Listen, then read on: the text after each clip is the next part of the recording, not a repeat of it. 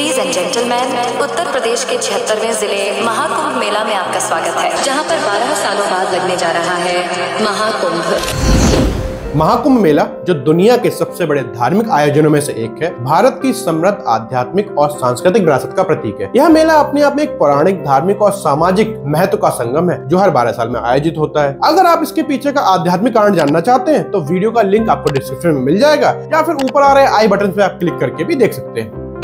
प्रत्यंजयाय सर्वेश्वराय सदाशिवाय शंकराय श्रीमन्महादेवाय नमः। अब सवाल आता है कि कुंभ मेला हर 12 साल में ही क्यों लगता है? तो कुंभ मेले की तिथियां खगोलीय घटनाओं पर आधारित होती है। हिंदू ज्योतिष शास्त्र में 12 राशियां होती हैं। 12 राशियां 12 महीने को दर्शाती हैं, जो समय चक्र और मानव जीवन से जुड़ी हुई हैं। जब बृहस्पति कुंभ राशि में प्रवेश करता है और सूर्य मकर राशि में होता है, तब कुंभ मेले का आयोजन होता है। इसके अलावा 12 साल का चक्र मानव जीवन में एक विशेष ऊर्जा प्रदान करता है। यह समय आत्मशुद्धि, आस्था और ध्यान के लिए उपयुक्त माना गया है। तुलसीदास जी ने भी रामचरितमानस में बड़ी सुंदर चौपाई कही है। माघ मकर गत रवि जब होई, तीर्थ पंथ ही आब सब कोई, देव धनुज किन्नर नर श्रेणी, सादर मंझई सकल त्रिवेणी। अर्थात माघ में जब सूर्य मकर राशि पर जाते हैं, तब सब लोग तीर्थ प्रयागराज आते हैं। देवता, दैत्य, किन्नर और मनुष्य के समूह सब त्रिवेणी में स्नान करते हैं। अब आप ये सोच रहे होंगे कि प्रयागराज में ही क्यों? तो मैं आपको बता दूं, प्रयागराज में ही गंगा, यमुना और सरस्वती नदियों का संगम है, जिसे हिंदू धर्म में अत्यंत पवित्र माना गया है। यहीं पर ब्रह्मा जी ने सृष्टि की रचना के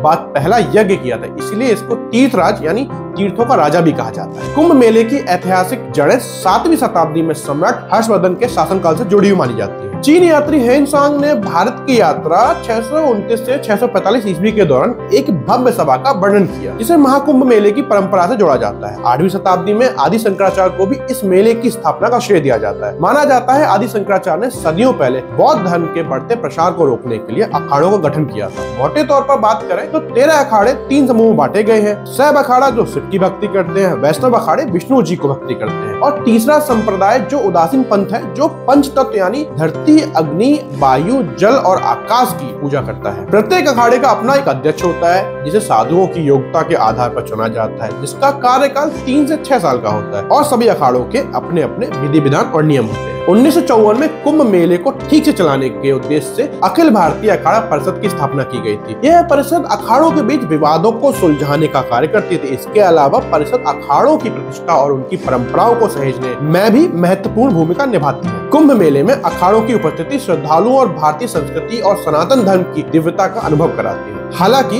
कुंभ मेला नाम का प्रयोग एक सामूहिक तीर्थ यात्रा के रूप में 19वीं शताब्दी में ही लोकप्रिय हुआ। आज यह दुनिया की सबसे बड़ी शांतिपूर्ण सभा के रूप में जाना जाता है, जो लाखों श्रद्धालुओं, साधुओं और पर्यटकों को आकर्षित करता है। इसे यूनेस्को द्वारा मानवता की अमूर्त संस्कृति धरोहर के रूप में भी मान्यता दी गई है। जैसा कि हम सभी को पता है, महाकुंभ 2025 का आयोजन 13 जनवरी से 26 फरवरी तक होगा। इस दौरान 6 मुख्य अमृत स्नान होंगे। 13 जनवरी पौष पूर्णिमा को, 14 जनवरी मकर संक्रांति को, 29 जनवरी मौनी अमावस्या को, 3 फरवरी बसंत पंचमी, 12 फरवरी माघ पूर्णिमा और अंतिम 26 फरवरी महाशिवरात्रि को होगा। अगर बात करें महाकुंभ 2025 की, तो ये केवल भारत में ही नहीं बल्कि अंतर्राष्ट्रीय स्तर पर भी आस्था, संस्कृति और मानवता का एक प्रतीक माना जाता है। Amazing. India is a spiritual heart of the world.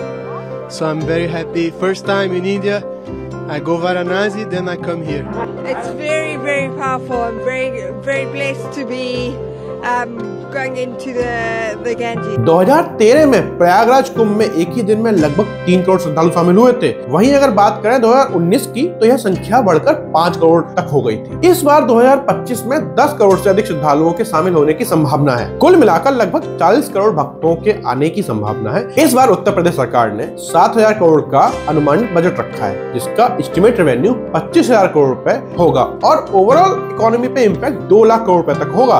Prayagraj में इस बार 10,000 हेक्टेयर के एरिया को अस्थायी जिले में घोषित किया गया है। 69,000 सौर हाइब्रिड स्ट्रीट लाइट से जगमगाती 400 किलोमीटर लंबी अस्थायी सड़कें बनाई गई हैं। गंगा पर आसान आवाजाही के लिए 30 पीपे पुल का निर्माण किया गया है। 70 फुट खंभों को 14 कलाकारों ने हिंदू देवी देवताओं के चित्रों से सजाया है। वहीं बात करें तो गाड़ियों के लिए 1800 हेक्टेयर पार्किंग का स्थल बनाया गया है। 29 मंदिरों और 11 गलियारों को फिर से सजाया गया है। कुंभ सिटी में 2700 AI कैमरे से रियल टाइम मॉनिटरिंग और क्राउड मैनेजमेंट किया जाएगा, और कुछ स्थानों पर तो फेशियल रिकॉग्निशन सॉफ्टवेयर के साथ कैमरे लगाए गए हैं। वहीं वहीं अगर बात करें कुछ विशेष व्यवस्थाओं के बारे में तो महाकुंभ में श्रद्धालुओं के स्नान हेतु नदी के किनारे 12 किलोमीटर लंबी अस्थायी घाट बनाए गए हैं, जहां boat, water police, diverse, life jacket और डीप वाटर बैरिकेडिंग भी लगाई गई है। तीर्थयात्रियों की मेजबानी के लिए 1.5 लाख तंबू लगाए गए हैं। प्रशासन ने संगम के पास एक टेंट सिटी बनाई है, जिसमें 25,000 से ज्यादा टेंट श्रद्धालुओं के लिए मौजूद है और इसकी कीमत प्रतिदिन की 2,000 से लेकर 20,000 के आसपास होगी। लेकिन इसमें सबसे ज्यादा खास है डोम सिटी। संगम स्थल पर पहली बार फायर और बुलेट प्रूफ डोम सिटी बनाई गई है, जो 3 हेक्टेयर क्षेत्र में फैली है और जो अपनी सुविधा और अनोखे अनुभव के लिए चर्चा में है। यह डोम सिटी निजी सुविधाओं और महाकुंभ का शानदार नजारा प्रदान करती है, जहां से आप हिल स्टेशन जैसा दृश्य भी ले सकते हैं। इस डोम सिटी का किराया नॉर्मल डेज है उसमें 61,000 है